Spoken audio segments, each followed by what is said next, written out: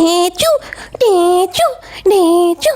Reaction वाले तो गधे बन गए हैं ना, अब गधे हैं रिएक्शन वाले तो ढेंचू ढेंचू ही करेंगे। और छोटे नवाब ने बना लिया है हमें अपना पप्पा। कितना घटिया लेवल चला गया है ये सब कुछ भाई। बस अब बस करो, और गंदगी नहीं देख सकते क्या? ऐसा होता है परिवार। अब परिवार के सारे लोग व्लॉगिंग कर रहे हैं और परिवार इस तरह का है कि लाइव में 2 भाई बहन बैठे हैं और तीसरा भाई उधर लाइव में लड़ रहा है, आपस में लड़ रहे हैं, एक दूसरे को जवाब दे रहे हैं। इसी लाइव को प्राइवेट करके कर लो या फिर जूम कॉल कर लो। जूम कॉल पे तीनों चारों बैठ जाओ, लिंक दे दो और आपस में लड़ लो, ख़त्म करो। इसको पब्लिक क्यों कर रहे हो? इसको लाइव क्यों कर रहे हो? जनता को क्यों दिखा रहे हो? कोई अपना अपना वर्जन आधा अधूरा तोड़ मड़ोड़ के दिखा दे रहा है और जनता उधर भाग रही है। भाई जनता के इमोशंस के साथ कब तक खेलोगे? बंद कर दो। ये बहुत गंदा सबक मिल रहा है। अगर कोई न्यू जनरेशन देख रहा होगा, कोई बच्चा 20 साल का 19 साल का देख रहा होगा, तो वो क्या इमेज बनाएगा अपनी बहन के लिए? वो क्या इमेज बनाएगा अपने भांजा भांजी के लिए? वो क्या इमेज बनाएगी लड़की अपने भाई के लिए? क्या देख रहे हैं हम? क्या सीख रहे हैं? बहुत गंदा हो गया है, एक्सट्रीम गंदे लेवल पे चला गया है। छी, शेम ऑन यू। और घर में लड़ रहे हैं, घर में मारा पीटी कर रहे हैं, तो माँ बाप कंट्रोल कर सकते हैं ना। माँ बाप मार सकते हैं उस लड़के को कि क्यों बदतमीजी कर रहा है। माँ बाप मार सकते हैं, कुछ भी कर सकते हैं, लेकिन बहन को पुलिस बुला लेना, इस तरह से अपने घर की छीछा लेदर कर देना। नमस्कार, सुप्रभात, गुड मॉर्निंग। मैं आपकी मंजरी आज फिर हाजिर हूँ आपके साथ व्लॉगर्स रिव्यू पर। और आज बहुत काम है। आज सावन का सोमवार है, उपवास है, पूजा है, नाग पंचमी है। आप सबको ढेरों शुभकामनाएं। और बस काम बहुत है, लेकिन ये सब कुछ देख करना अच्छा नहीं लग रहा है। एक आनंद आता है हमें रिव्यू बनाने में, मज़ा आता है। जैसे हम कोई गाना देखते हैं, उसका रिव्यू बनाते हैं, अच्छा लगता है। जब हम कोई वीडियो देखते हैं, कुछ देखते हैं, इन्फॉर्मेटिव देखते हैं, उसका वीडियो बनाने में अच्छा लगता है। बट नहीं, घर घर की वीडियोस देखकर भी ना उसका वीडियो बनाने में अच्छा लगता है। क्यों? क्योंकि हम उसमें थोड़ा ह्यूमर जोड़ते हैं, थोड़े आगे पीछे की बातें कनेक्ट करते हैं, अच्छा लगता है, मज़ा आता है। लेकिन ये जो हो रहा है ना, ये बहुत गंदा हो रहा है। और एक तरफ से नहीं, चारों तरफ से गंदा हो रहा है। और इसमें माँ बाप कहाँ है वो नहीं समझ आ रहे। मतलब वो अलग ही वीडियो ला रही है, मेरा घर इसने तोड़ दिया, मेरा घर तोड़ने वाली ये है, इसने मेरा घर आकर तोड़ दिया।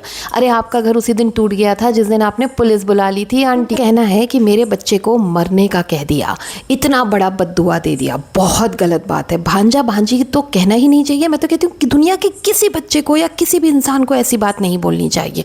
और आप भाई साहब, छोटे नवाब, ये कह रहे हैं कि मेरे पैदा नहीं हुए बच्चे, जो 7वां महीने पेट में था बच्चा, उसको गलत कह दिया था, उसको ऐसा वैसा कुछ कह दिया था। भाई साहब, कह दिया था, चलिए कह दिया, मान लिया, कह दिया, मान लिया, उन्होंने कह दिया, तो आपने क्या किया? आपने भी तो कह दिया।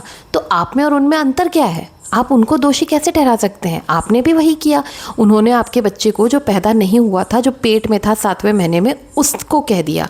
और आपने क्या किया? जो बच्चे सामने खड़े हैं, आपके खुद के भांजा भांजी हैं, उनको आपने कह दिया। तो ज़्यादा गंदे आप हुए, वो नहीं। और ये क्या लगा रखा है, मेरे मम्मी पापा को कुछ कहोगे तो ये कर दूंगा, मेरी मम्मी पापा को कुछ कहोगे तो मैं ये कर दूंगी। ये क्या है भाई? आप सब भाई बहन हो, आप सबके मम्मी पापा एक ही हैं, ब्लड रिलेशन है, बायोलॉजिकल ब्रदर सिस्टर हो, एक ही बायोलॉजिकल पेरेंट्स हैं। तो आपके मम्मी पापा उसके भी मम्मी पापा हैं, तो मेरे मम्मी पापा मेरे मम्मी पापा, ये क्या लगा रखा है भाई? उसका भी उतना ही अधिकार है। हाँ, अभी वो नाराज़ है, उधर से भी नाराज़गी है, सब सही है, लेकिन मम्मी पापा सबके वही हैं। तो मेरे मम्मी पापा के साथ होगा तो मैं बोलूँगी, आप मत बोलिए ना, उसका मैटर है, वो लोग निपट लेंगे, मम्मी पापा अपने बेटे से निपट लेंगे। आपको बीच में पड़ के कोई ज़रूरत नहीं है। जब तक वो आपको इन्वॉल्व ना करें, जब तक वो आपको ये ना कहें कि ये बिलो द बेल्ट जा रहा है, मेरे पे हाथ उठा रहा है, मुझे मार डालना चाहता है, कुछ करना चाहता है, तब किसी तीसरे की इन्वॉल्वमेंट होती है।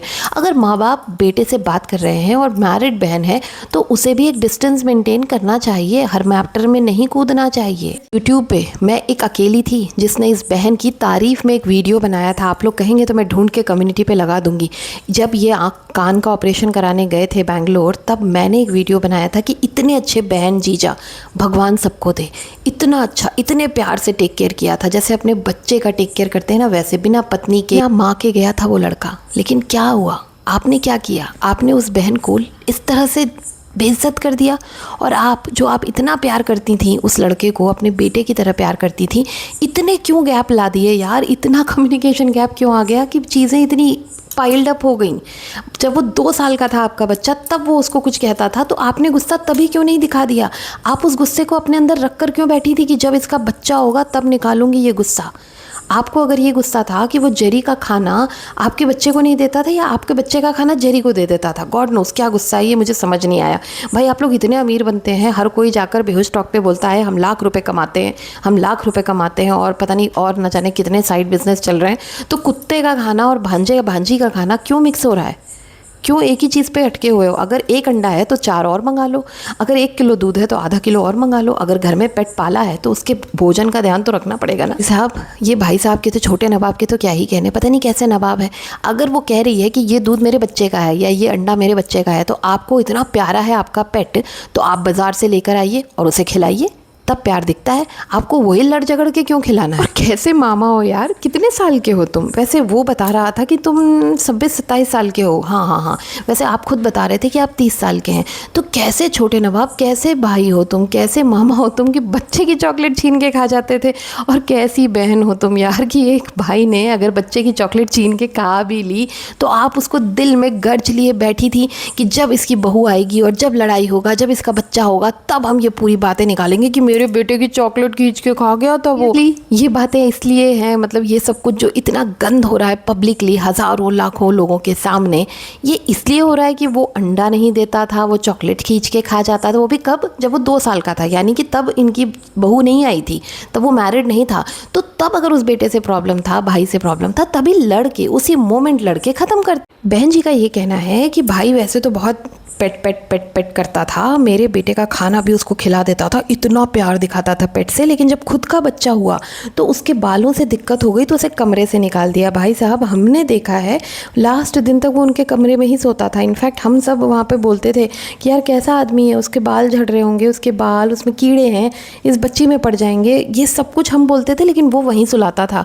क्यों? क्योंकि उसको एसी अच्छा लगता था और वो अपने कमरे में एसी में ही सुलाता था उसे। मान लेते हैं आपको बेहतर पता होगा, हम तो वीडियो में ही देखते हैं, तो जो रहता है उसे बेहतर पता होता है। अगर उसने निकाल भी दिया तो एक बात समझिए, कोई बच्चा छोटा है, लड़का छोटा है, वो अभी ना बाप नहीं बना, पति नहीं बना, वो कोई रिश्तों को उस तरह से नहीं समझ पा रहा है।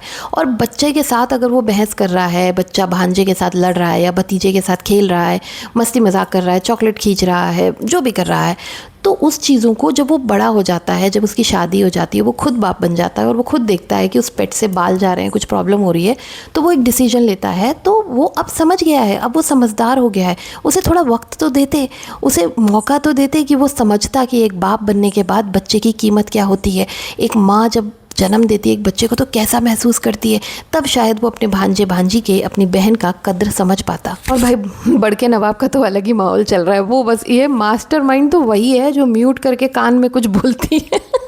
वैसे कान में कल कोई और किसी और की कुछ बोल रहा था, उसके बाद कोई रोने लगा था, तो हमने तो कान में बोलते हुए किसी और को देखा है। यहाँ पर बड़के भैया बस यही प्रूफ करने में लगे हैं कि मास्टरमाइंड वही है। जब से वो शादी करके आई थी, राधा रानी ने पहले ही बता दिया था कि हमने जो तिलक देख के जल के जो लड़ाई झगड़ा किया था, जो आलू के छिलके पे जो मेरी पत्नी ने खाना नहीं खाया था, इन सब पे जो हमने लड़ाई झगड़ा किया था, वो सब राधा रानी करा रही थी, क्योंकि वो बताना चाह रही थी कि तुम्हारे घर में मास्टरमाइंड आ रही है, अभी भी रुक जाओ। लेकिन कोई नहीं रुका। वहाँ पर क्या हुआ, भैया म्याऊं ही चली गई, मेहंदी वेंदी लेके, जो शादी का जोड़ा या जो भी लेके जाते हैं वो लेके चली गई। बड़की भाभी को तो लेके भी नहीं गई अपने साथ। बता, मैं फिर कहूँगी बड़के भैया बोलते बिल्कुल सच है। वैसे जो भी होता है भगवान की मर्जी से ही होता है, राधा रानी की मर्जी से ही होता है। एक पत्ता भी हिलता है ना तो भगवान की मर्जी से ही हिलता है। यहाँ पर म्याऊं बोलती हैं कि भाई अब बात निकली है तो मैं बताऊंगी, अब मैं सब बात बताऊंगी। तो बात कहाँ से निकली, ये सारी बातें कहाँ से निकली, कौन ने निकाली? बड़के भैया ने। आप उनसे नाराज़ नहीं हो रही, क्यों? हिम्मत नहीं है क्या, दम नहीं है क्या? सुना देगा, है ना। वैसे वैसे जैसे गृह प्रवेश वाली कंट्रोवर्सी हुई थी, लोगों को ना जो नए जुड़े हैं, जो इस दीदी वाले कंट्रोवर्सी में जुड़े हैं, उन्हें कुछ पता ही नहीं है। गृह प्रवेश में एक बड़ी कंट्रोवर्सी हुई थी बड़के भैया भाभी और मियाँव की, और उसमें मियाँव का बहुत बुरा हाल हुआ था। अब आप लोगों को नहीं पता है तो प्लीज़ पीछे जाकर देखिए कैसे रो रही थी, कैसे परेशान हो रही थी ये। और तब भी हम इन्हीं के साथ थे और आज भी हम इन्हीं के साथ हैं, लेकिन बस इन्हें ये समझाना चाहते हैं कि ये तुम्हारा ही भाई है, कल को तुम्हें इसका मुंह देखना पड़ेगा, और ये तुम्हारी ही बहन है, कल को तुम्हें इसको देखना ही पड़ेगा। मत जाओ इतनी गंदगी में, मत इतने कीचड़ में घुसो कि उस दलदल से निकलना मुश्किल हो जाए। सब लोग एक दूसरे पे प्रॉपर्टी का इल्ज़ाम लगा रहे हैं कि भाई कह रहा है बहन को प्रॉपर्टी में हिस्सा चाहिए, बहन कह रही है भाई को प्रॉपर्टी चाहिए, बड़ा भाई कह रहा है छोटा भाई जाके नाक रगड़ेगा और उसको प्रॉपर्टी चाहिए मम्मी पापा से। तो भाई यहाँ पर बड़े बेटे का तो मुझे नहीं पता, बहन का मुझे नहीं पता, छोटे नवाब ने ये बात कह दी है कि भाई मैं खुले में कह रहा हूँ, यहाँ पे लाइव में कह रहा हूँ कि मुझे कोई प्रॉपर्टी नहीं चाहिए। जो बात निकली थी कि पुलिस आई है ना, पुलिस बुलाई गई थी, तो पुलिस जब आई थी तो पुलिस ने ये समझौता कराया था कि सब अपना अपना वीडियो जो है प्राइवेट कर लेंगे। तो ये लोग जो बार बार कह रहे थे मियाऊं कि मैंने कहा था कि सब लोग अपना अपना वीडियो प्राइवेट कर लो, तो ऐसा नहीं था, पुलिस ने कहा। और देखिए कितनी प्लानिंग एंड प्लॉटिंग की गई है कि सीसीटीवी से सारे फुटेज निकाले गए थे कि यहाँ पे पुलिस बैठे हैं, ऐसे वो खड़ा है, पूरा मतलब फुटेज निकाल के अपने पास रखा गया था। क्यों? क्योंकि वो दिन आएगा जब हम लाइव करेंगे और ये दिखाएंगे, इसको नीचे गिराएंगे, हम पहले दिखाएंगे और वो चुपचाप रहेगा, वो सुनता रहेगा, वो डर जाएगा, वो घबरा जाएगा।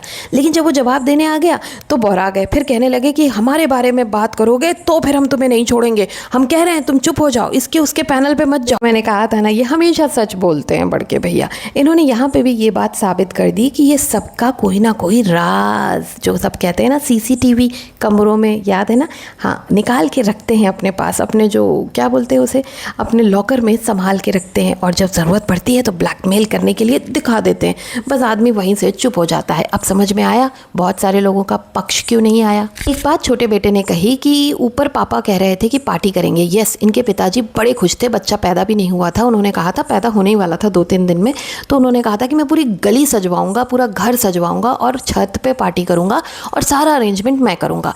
तब माँ बेटी का मुंह बन गया था, माँ बेटी ने एक दूसरे की तरफ देखा और बेटी ने फिर कहा कि नहीं, सबका होटल में हुआ है, घर में नहीं होगा।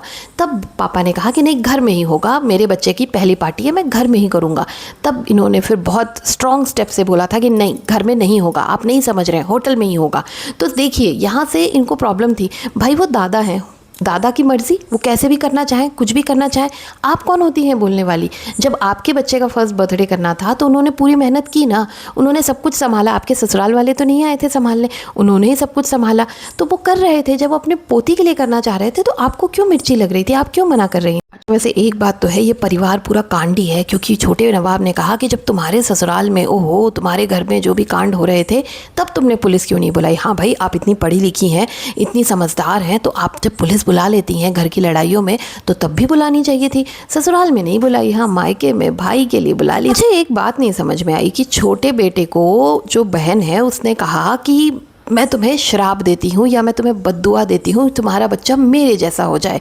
तो इसमें बुरा मानने की क्या बात है यार, अच्छी खासी इंजीनियर है, पढ़ी लिखी है, आप सब में मतलब घर में सबसे अच्छी बात वही करती है, सब कुछ ठीक है। अगर वो उसके जैसी हो जाएगी तो क्या दिक्कत है। 2 आँख है, 1 नाक है, 2 कान है, 2 हाथ है, 2 पैर है, बोलती है, चलती है, सुनती है, सब अच्छे से करती है, पढ़ी लिखी है, 2 बच्चों की माँ है, एक अच्छा हस्बैंड है, कमाती है, क्या दिक्कत है। अगर उन्होंने ये कह भी दिया कि मेरे जैसी हो जाए तो इतना बुरा क्यों लग रहा था।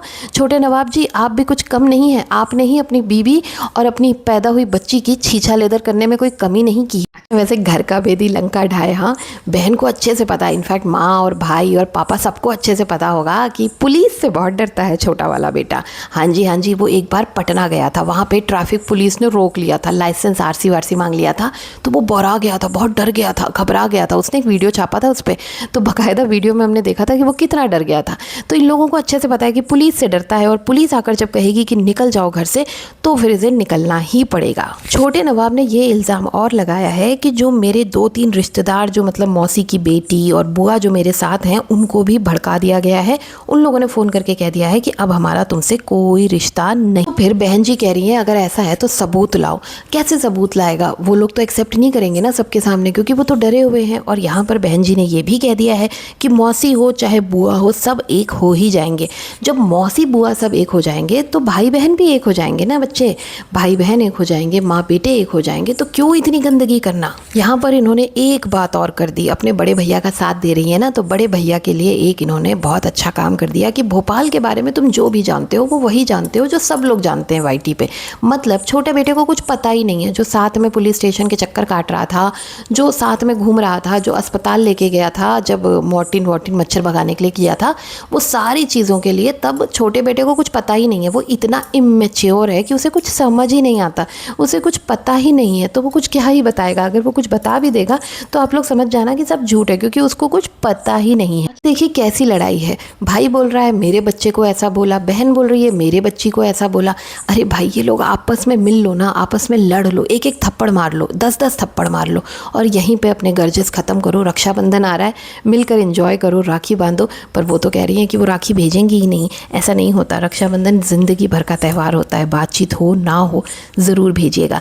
आप लोगों को एक फीलिंग बताऊं जो मुझे दिल से लगा कल उस लड़के की बातें सुन के, छोटे बेटे की। वो डिप्रेशन में है क्योंकि वो ना कभी अकेला रहा नहीं। जितना मैंने इन लोगों की व्लॉगिंग देखी है 4-5 साल से, मैंने उस लड़के को कभी अकेला नहीं देखा। या तो माँ, बहन, जीजू, मतलब किसी ना किसी के संरक्षण में रहा है। तो अब वो एकदम से जब अकेला हो गया है ना, तो उसको समझ नहीं आ रहा है, वो हैंडल नहीं कर पा रहा है। और इसी बात का फ़ायदा उठा रहा है बड़ा भाई, क्योंकि वो सबकी कमज़ोरियों का फ़ायदा उठाता है। और बड़ा भाई कह रहा है कि दम है तो दूर जाके रह के दिखा, कम से कम 4 साल वापस मत आना। मतलब वो चाहता है कि इतना गैप बन जाए कम्युनिकेशन का कि वो वापस ना आए, कम से कम 3 से 4 साल। आप लोग समझ रहे हैं, वो इतना दूर चला जाए। और वो बार बार कह रहा है कि दम है तो पटना जाकर रहे। अब बताओ, पटना जाकर रहेगा तो भी उसके ससुराल वाले गाली खाएंगे, नहीं रहेगा तो भी उसके ससुराल वाले गाली खाएंगे। ये सही बात है। अच्छा, बड़के भैया ने एक और राज खोल दिया। बड़के भैया के पेट में कुछ पचता नहीं है, पर हमको समझ नहीं आया। आप लोग कमेंट कर कर बताइएगा। एक लड़के ने शादी करने के लिए 5 लड़कियों का दहेज ले लिया। किसने ले लिया भैया? इस लड़के को किसने इतना 5 लड़कियों का दहेज दे दिया? और क्यों दे दिया? करता क्या था वैसे इस लड़के वालों ने? जो लड़की वाले हैं, भंजना के साइड वाले, इन्होंने क्या देखा होगा कि अच्छा खासा घर है, कमाता है, व्लॉगिंग से कुछ तो कमाता ही है, बाकी घर है, खुद का स्कूल है, गांव में स्कूल भी उसके नाम पे है, ज़मीन जायदाद है, इसलिए शादी कर दी होगी। लेकिन उसी ज़मीन जायदाद से उसको बेदखल कर दिया कायदे से। तो खैर छोड़िए, इस पर एक अलग वीडियो बनाएंगे, बहुत लंबा हो रहा है। फिर मिलते हैं एक दूसरे वीडियो में, तब तक के लिए take care, bye bye, have a nice day.